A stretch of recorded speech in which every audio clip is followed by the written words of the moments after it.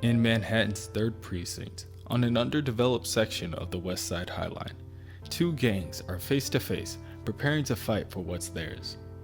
Tombstone and Hammerhead may be in Rikers, but if Tombstone tells his boys to make a grab for Hammerhead's turf, they make a grab for Hammerhead's turf. Dozens of men armed with bats, clubs, knives, and pistols rush in to beat each other to a pulp. But perhaps there is someone to offer an alternative to their mutually assured self-destruction. The Black Cat arrives, jumping from one goon to another, and tells the men to put down their weapons and pull back on their testosterone. There's a power vacuum in New York, and she's there to fill it. The remainder of the standing men look at Black Cat, confused. Black Cat then breaks the silence by telling the men that this is the part where they switch sides. But none of the men are swayed. Never gonna happen, half say. They work for Hammerhead. It's respect, the others say. They work for Tombstone, and until he says otherwise, they aren't gonna be working for anyone else. The two gangs disperse, dragging their wounded with them, leaving Black Cat behind. For the moment, she stands alone in her disappointment. But then, she is joined by the crime master. A new crime master. Same mask, same name, new model. However, he did bring some familiar faces. To the left, the Ox and Snake Marston, former Thunderbolts members. And to the right, Hammer Harrison, one of the few men to land consecutive hits on Spider-Man. And of course, Fancy Dan of the Enforcers. Crime Master is aware that the Cat is most likely apprehensive due to their unexpected appearance, but he assures her that they are there to assist. He has watched her subtle rise to prominence, and he believes that she is qualified to be the new kingpin of crime. She has the skills and the charisma. All she needs is a plan. This certainly interests the Black Cat. Crime Master continues to explain that Hammerhead and Tombstone, if nothing else, have unbreakable loyalty from their men. The goal is not to break it, but to use it. She must make Tombstone and Hammerhead loyal to her, and the easiest way to do that is a jailbreak. At Parker Industries, Peter is trying to work with his partner, Anna Maria Marconi.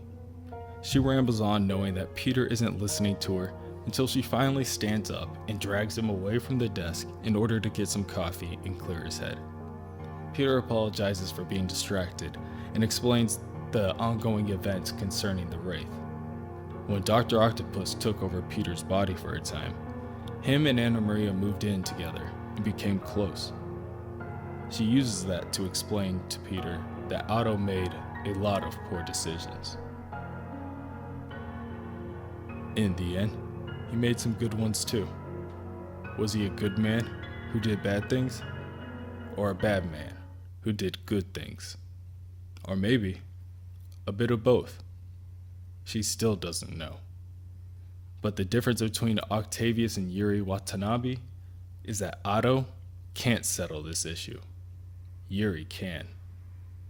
Peter knows that Anna Maria is right. He knows that confronting Yuri won't be fun either. Yuri Watanabe did not fight her way to the ranks of police captain by second-guessing herself. If he is being honest with himself, he believes that no matter what he says, it will fall on deaf ears.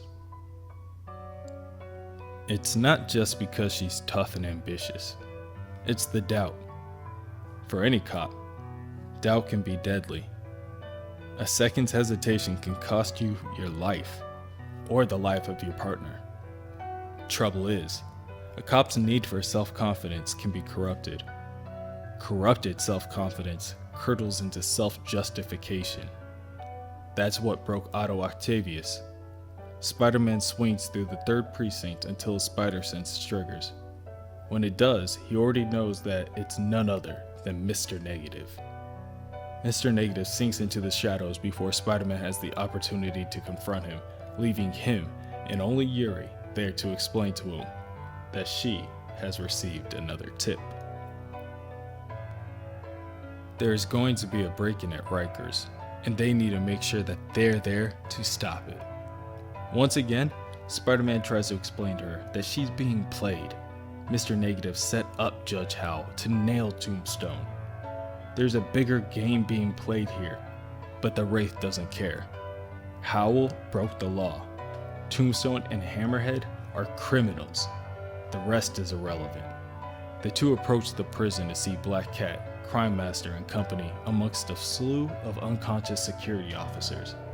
Black Cat orders her men to go free Tombstone in the infirmary and Hammerhead, who's in the jail barge.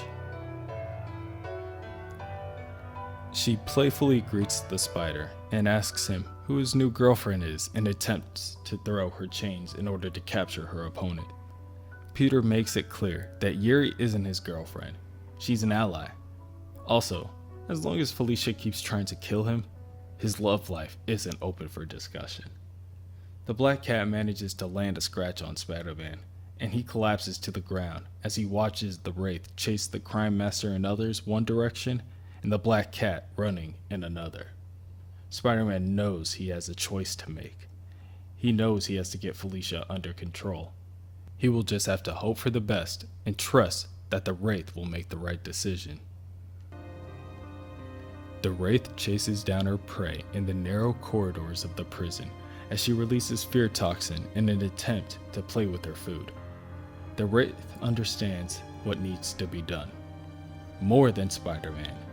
He thinks the way she used to think. He thinks that there are still rules that need to be followed. She easily incapacitates all of her foes and rushes down Hammer Harrison, tackling him into the infirmary cell that Judge Howell resides in. She asks the nurse what happened to him, and the nurse informs her that they believe that it was an attempted contract killing. This enrages the Wraith. In front of Hammerhead's cell, Spider-Man and the Black Cat are fighting. Spider-Man can hear cars and trucks screeching onto the island outside. SWAT teams from the city. 5 more minutes and bullets will start flying everywhere. People will die. He pleads for Black Cat to stop fighting. He knows that when the officers show up, it might be the end.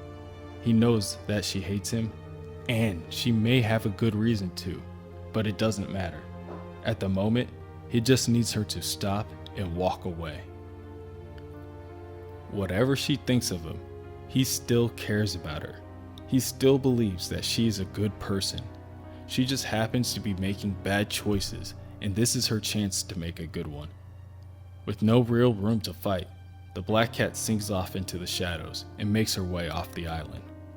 Hammerhead enjoyed the show. They make a cute couple, but he could use some gum. Ever since he gave up cigars, he really can't get enough of the stuff. Suddenly, a gunshot is heard echoing through the corridors. Spider-Man rushes full speed to where he heard the gunshot, but he already knows what he's gonna find. When he arrives, he sees Tombstone bleeding out from a shot to his shoulder, and the Wraith with the smoking gun.